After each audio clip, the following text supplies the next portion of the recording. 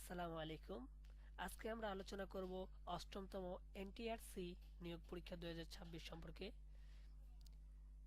এমপিওভুক্ত শিক্ষা প্রতিষ্ঠান সমূহের সহকারী প্রধান পদে আগ্রহী যোগ্য প্রার্থীদের নিম্নরূপ অতিরিক্ত ভিত্তিক শূন্য পদে অনলাইনে আবেদন করার আহ্বান করা যাচ্ছে। অধ্যক্ষ, উপাধ্যক্ষ, প্রধান শিক্ষক, সহপ্রধান শিক্ষক,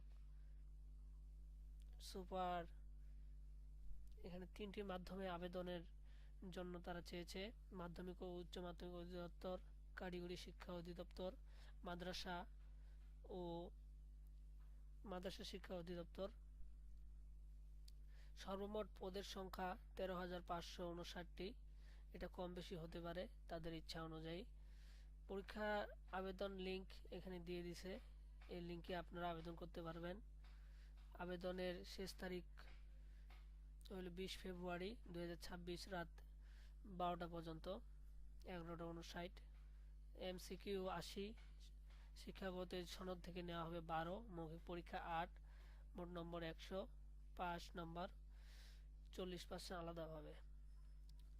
এটা এখানে পরীক্ষার বিষয় দিয়েছে বাংলা, ইংরেজি, আইসিটি, মানসিক দক্ষতা, গাণিতিক যুক্তি, সাধারণ জ্ঞান, বাংলাদেশ ও আন্তর্জাতিক বিষয়াবলী, আইন, বিধি, নীতিমালা এসব বিষয়ের উপর পরীক্ষা নেওয়া হবে। আপনারা যারা যারা আবেদন করতে চান অবশ্যই আবেদন করবেন।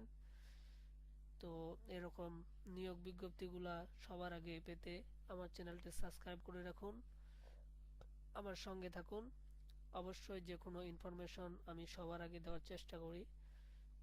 তাছাড়া এখানে আমি ড্রাইভিং রিলেটেড আরও অনার্স বাংলা বিভাগের বিভিন্ন বিষয়ে ভিডিও দিয়ে থাকি। আপনাদের যদি উপকার হয় তাহলে অবশ্যই আমার চ্যানেলের সাথে থাকবেন। এই বলে আমার বক্তব্য শেষ করলাম। আসসালামু আলাইকুম।